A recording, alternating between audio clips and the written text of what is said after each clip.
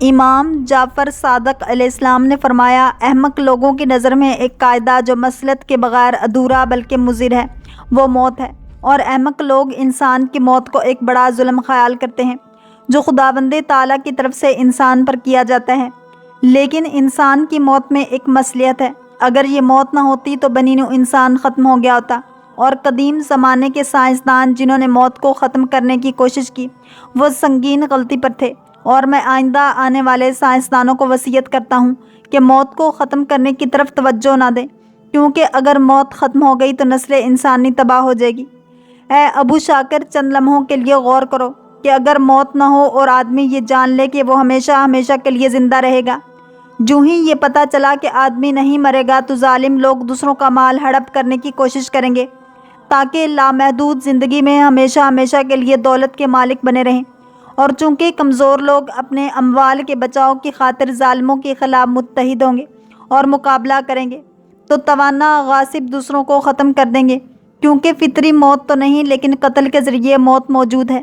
لہٰذا طاقتور غاصب کمزور لوگوں کو قتل کر دیں گے۔ آج جبکہ ہر طاقتور غاصب آدمی کو علم ہے کہ وہ ایک دن مر جائے گا اور اس کی موت زیادہ دور نہیں ہے، پھر بھی اس کے باوجود وہ مال و دولت جمع کرنے کی حرص کرتا ہے، اور ہمیشہ کے لیے زندہ رہیں گے تو ان کی حرص آج کی نسبت کہیں زیادہ ہوتی۔ پھر طاقتور لوگوں کی آپس میں بھی جنگ و جدل ہوتی، اور آخر کار سب سے طاقتور شخص باقی رہ جاتا، جس کا مطلع یہ ہوا کہ نسل انسانی ختم ہو جاتی۔ اگر موت نہ ہوتی تو زندگی میں کسی کے لیے لذت نہیں ہوتی، جس طرح کام نہ کرنا ہو تو آرام میں کسی کے لیے لذت نہیں ہے۔ جو چیزیں لوگوں کی زندگی میں کشش کا باعث ہیں وہ موت کا خوف ہے۔ اے ابو شاکر، آج اگر والدین اپنے بیٹے پر مہربان ہیں تو اس لیے کہ انہیں علم ہے کہ وہ مر جائیں گے اور ان کا بیٹا زندہ رہے گا، اور ان کے بعد ان کا بیٹا اس دنیا میں ان کی یادگار ہوگا اور اپنی زندگی کے ساتھ ساتھ اپنے والدین کے نام کو بھی اس دنیا میں روشن کرے گا۔ اے ابو شاکر، اگر موت نہ ہوتی تو خدا پرست لوگ خدا سے نہ ڈرتے۔ آج جبکہ ہر موحد خدا سے ڈرتا اور اس کے احکام بجا لاتا ہے،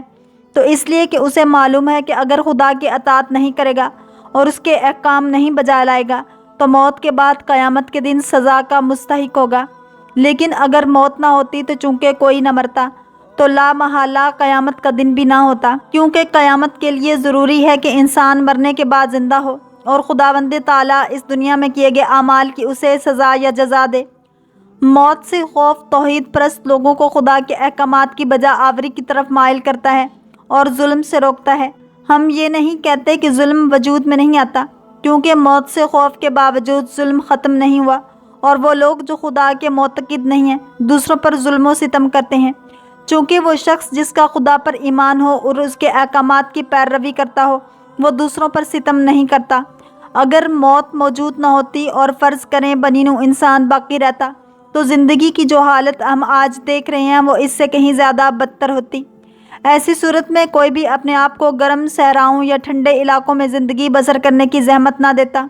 اور جو علاقے آب و ہوا کے لحاظ سے معتدل ہیں وہاں چلا جاتا اور وہاں کے ساکنوں کو قتل کر کے ان کی اراضی پر قبضہ کرنے کے بعد آرام سے وہاں زندگی گزارنے لگتا۔ اور انسان صرف ایسی صورت میں نقل مکانی کرتا ہے جب وہ مقامی آبادی کو ختم کر کے ان کی جائیداد پر قبضہ نہ جما سکتا۔ اگر فرض کریں موت نہ ہونے کی صورت میں بنی نوع انسان ختم نہ ہوتا تو چند صدیوں کے دوران ہی انسانی آبادی اس قدر بڑھ جاتی کہ انسان نہ صرف تمام جانوروں بلکہ بھوک مٹنے کے لیے اپنے ہم جنسوں کو بھی کھا جاتا، کیونکہ آبادی اس قدر بڑھ جاتی کہ زمین پر کھیتی باڑی کے لیے جگہ نہ ملتی کہ لوگ اس میں ہل چلا کر بیج بوئیں۔ کھیتی باڑی ختم ہو جاتی اور انسان آہستہ آہستہ پہلے جانوروں کو کھانا شروع کرتے، اور جب تمام جانور ختم ہو جاتے تو بھوک مٹانے کے لیے ان کے پاس انسانوں کو کھانے کے علاوہ کوئی چارہ نہ ہوتا، اور یہ موت ہے جس کی وجہ سے انسانی آبادی اس قدر نہیں بڑھتی کہ زمین میں کھیتی باڑی کے لیے کوئی جگہ باقی نہ رہے، اور یہ موت ہے جو انسان کو خداوند تعالیٰ کے احکامات کی پیروی پر لگاتی ہے،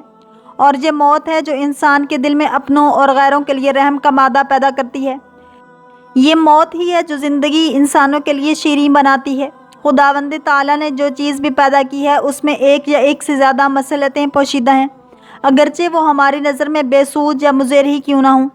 اے ابو شاکر، تم پتھروں سے بھرے ہوئے پہاڑوں کو بے فائدہ خیال کرتے ہو اور اپنے آپ سے پوچھتے ہو کہ پہاڑ کس لیے پیدا ہوئے ہیں،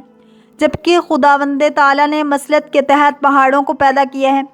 جہاں جہاں پہاڑ ہیں جاری پانی بھی موجود ہے، کیونکہ پہاڑ کی بلندیوں پر بارش اور برف پڑتی ہے،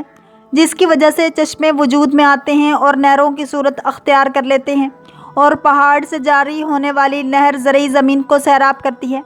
اس لیے لوگ پہاڑ کے دامن میں رہائش اختیار کرتے ہیں تاکہ زراعت کریں، کیونکہ پانی میسر ہوتا ہے۔ وہاں گرمیوں میں آب و ہوا ٹھنڈی ہوتی ہے، اور یہی وجہ ہے کہ جو لوگ گرم علاقوں میں رہتے ہیں گرمیوں میں ان کی کوشش ہوتی ہے کہ پہاڑی علاقوں میں جائیں تاکہ گرمی سے محفوظ رہ سکیں۔ پہاڑ کے دامن میں واقع شہر، قصبے اور دیہات پہاڑ کی پیٹھ کی طرف سے آنے والے طوفانوں کا شکار نہیں ہوتے، کیونکہ پہاڑ اس طوفان کے راستے میں ایک بڑی رکاوٹ ہوتا ہے۔ سرسبز پہاڑ جانوروں کے چرانے کے لیے مفید ہوتے ہیں، اور گرمیوں میں جب دوسری جگہوں پر گھاس نہیں ہوتی تو گڈریے اپنی بھیڑ بکریوں کو پہاڑوں کی طرف لے آتے ہیں، اور جاڑے کے آنے تک وہ اپنی بھیڑ بکریوں کو پہاڑ پر چرا سکتے ہیں۔ ان سرسبزی پہاڑوں میں ایسے چرند و پرند ملتے ہیں جو حلال گوشت ہیں، اور وہ دامنے قوم سکونت پذیر افراد کے لیے غذا کا سامان بھی ہیں۔ حتیٰ کہ جن پہاڑوں پر سبزہ اور پانی نہیں، وہ بھی مکمل طور پر بے سود نہیں، اور اگر ان میں معدنیات تلاش کی جائیں تو ممکن ہے وہاں معدنیات ملیں جو انسانی زندگی کے لیے مفید ہوں۔ امام جعفر صادق علیہ السلام فرماتے ہیں، گزشتہ دور میں ایک قوم اپنے پیغمبر کے پاس آ کر عرض گزار ہوئی کہ آپ اپنے رب سے ہمارے لیے دعا فرمائیں کہ ہم سے موت اٹھا لے۔ چنانچہ پیغمبر نے دعا کی اور اللہ تعالیٰ نے ان سے موت کو اٹھا لیا، اور وہ آبادی کے لحاظ سے بڑھتے چلے گئے، یہاں تک کہ مکانات کی قلت پیدا ہو گئی اور نسلیں کثرت اختیار کرنے لگیں۔ ہر شخص اس حالت میں صبح کرتا کہ اسے ضرورت ہوتی کہ اپنے باپ کو، اپنی ماں کو، دادی دادے، پردادی پردادے تک کو کھانا کھلائے اور ان کی رضا و خوشنودی حاصل کرے، ان کی صفائی ستھرائی کرے اور سارا دن ان کی دیکھ بھال کرتا رہے،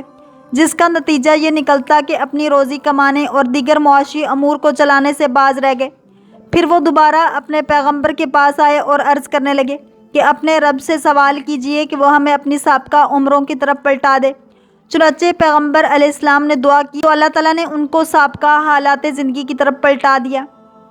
اس سے معلوم ہوا کہ ہمیں زندگی عطا کیے جانے اور ہم پر موت مسلط کیے جانے کی حکمت یہ ہے کہ اللہ تعالیٰ کی اطاعت اور فرمانبرداری کے معاملے میں ہماری جانچ ہو جائے کہ ہم میں سے کون اللہ تعالیٰ کی اطاعت کرتا ہے اور کیسی اطاعت کرتا ہے، تاکہ آخرت میں جب اطاعت گزاروں کو انعامات ملیں اور نافرمانوں کو سزائیں ملیں تو کوئی یہ اعتراض نہ کر سکے کہ اطاعت گزاروں کو انعامات اور نافرمانوں کو سزا کیوں ملی۔ یاد رکھیں کہ دنیا کی زندگی ایک دن ضرور ختم ہو جائے گی، جبکہ آخرت کی زندگی ہمیشہ باقی رہنے والی ہے۔ اللہ کریم ہم سب کو دین اسلام کی پیروی کرنے والا اور عشق مصطفیٰ صلی اللہ علیہ وآلہ وسلم نصیب فرمائے۔ اگر آپ کو یہ ویڈیو پسند آئی ہے تو لائک، شیئر اور سبسکرائب کرنا مت بھولیے، تاکہ ایسی ہی اسلامک انفارمیٹیو ویڈیوز آپ تک پہنچتی رہیں۔